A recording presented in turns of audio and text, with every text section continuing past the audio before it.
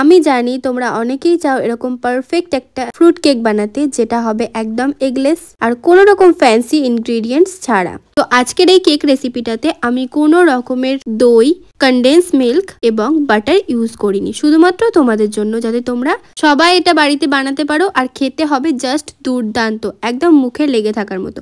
চলো ঝটপট করে রেসিপিটা শুরু করা যাক। হ্যালো এভরিওয়ান, আমি Rukhsana and welcome back to my channel. প্রথমেই একটা 7 ইঞ্চির কেক মোল্ড নিয়ে নিয়েছি। অবশ্যই কেক মোল্ডটা লোফ টিন হতে হবে। তারপর একটা ছোট কাগজ কেটে নিয়ে অল্প একটুখানি অয়েল ব্রাশ করে কাগজটা সেট করে নিতে হবে। এরপর একটা মিক্সিং বোলে 1/4 কাপ লিকুইড দুধ এবং 1 টিএসপি ভিনিগার দিয়ে 10 মিনিটের জন্য সাইডে রেখে দিতে হবে।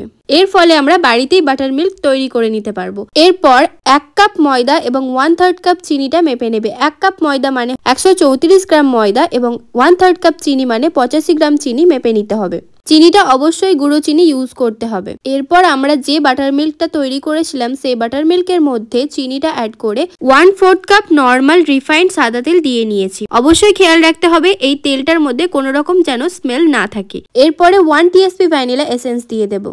তোমাদের কাছে যদি হাতের কাছে ভ্যানিলা এসেন্স না থাকে তাহলে তোমরা একটা এলাচ গুঁড়ো করেও ইউজ করতে পারো। এরপর আমি এখানে 1 drop yellow food colour use করেছি, এটা তোমরা স্কিপ করতে পারো। তো এরপর আমি ময়দাটা চেলে নিয়েছি। এরপর আস্তে আস্তে হালকা হাতে মিক্স করতে হবে, একদম ওভার মিক্স করা যাবে না, এদিক ওদিক ভাবে মিক্স করা যাবে না, তাহলে কিন্তু কেকটা স্পঞ্জি হবে না। ময়দাটা কিন্তু অবশ্যই 1 থেকে 2 বার চেলে নেবে, তাহলে কিন্তু কেকটা খুবই ফ্লাফি হবে। যেহেতু কেকটা এগলেস, অবশ্যই খেয়াল রাখতে হবে কেকের ব্যাটারটা যেন কোনোভাবেই ভারী না হয়ে যায়। এরপর আমি আবারও 1/4 কাপ দুধ দিয়ে দিয়েছি। কেক বানানোর সময় অবশ্যই খেয়াল রাখতে হবে সমস্ত ইনগ্রেডিয়েন্টস যেন রুম টেম্পারেচারে থাকে। অতিরিক্ত ঠান্ডা অথবা অতিরিক্ত গরম জিনিস কেকের মধ্যে ইউজ করা যাবে না। আমি এখানে 1/4 কাপ মিল্ক পাউডারও ইউজ করেছি, তোমরা চাইলে নাও করতে পারো, কিন্তু মিল্ক পাউডারটা ইউজ করলে কেকের ফ্লেভারটা কিন্তু দ্বিগুণ হয়ে যায়। 1 TSP baking powder, 1/4 TSP baking soda দিয়ে দুধ অ্যাড করে দিয়েছি, যাতে করে কেকের ব্যাটারটা অ্যাক্টিভেট হয়ে যাবে।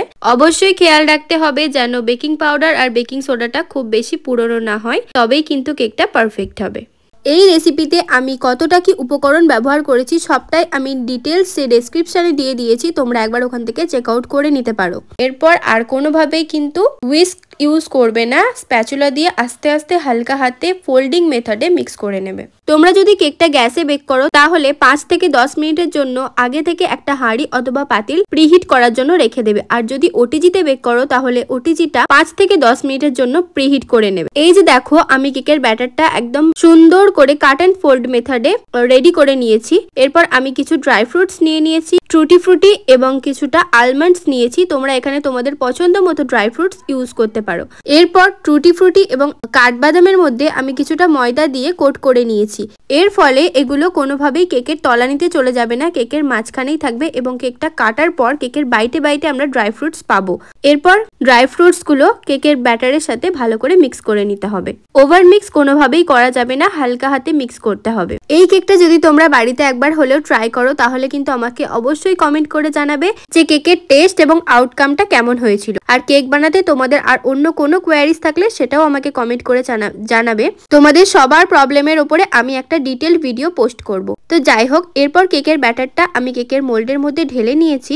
মোল্ডে ঢালার পর অবশ্যই কেক টিনটা ট্যাপ ট্যাপ করে কেকের মধ্যে থাকা এয়ার বাবলস গুলো বাইরে বার করে দিতে হবে। আমি কেকটা গ্যাসেই বেক করেছিলাম 45 মিনিটের জন্য। তোমরা যারা ওটিজিতে বেক করবে তারা 30 মিনিটের জন্য বেক করে নেবে। গ্যাসে কেমন ভাবে কেক বেক করতে হয় এটার উপরে আমি অনেক ভিডিও পোস্ট করেছি, আর তোমরা যদি বুঝতে না পারো তাহলে আমাকে কমেন্ট করে জানিও, আমি নেক্সট ভিডিওতে চেষ্টা করব তোমাদের সাথে ওটাও শেয়ার করার। কেকটা দেখো কতটা সফট আর স্পঞ্জি হয়েছে, তোমরা একবার বাড়িতে অবশ্যই ট্রাই করো। কেকের টেস্টটা জাস্ট একদম দোকানের মতো হয়েছে। কেউ কেকটা খেয়ে বলতে পারবে না যে কেকটার মধ্যে আমি ডিম ইউজ করিনি আর কোনো রকম দইও ইউজ করিনি। তোমরা একবার জাস্ট আউটকামটা দেখো, একদম ফ্লাফি সফট, কোনো রকম কাঁচা ভাব নেই, একদম টেস্ট অন পয়েন্ট।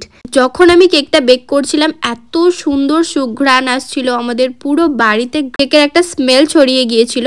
অবশ্যই তোমরা এই কেকের রেসিপিটা একবার বাড়িতে ট্রাই করবে। আর এই কেকটাকে আমি মোট 10 পিস করেছিলাম, তোমরা চাইলে 12 পিসও করতে পারো। আর কেকটা অতিরিক্ত গরম ছিল যখন আমি কাট করছিলাম, তোমরা অবশ্যই কেকটাকে ঠান্ডা করে তবেই কাট করবে।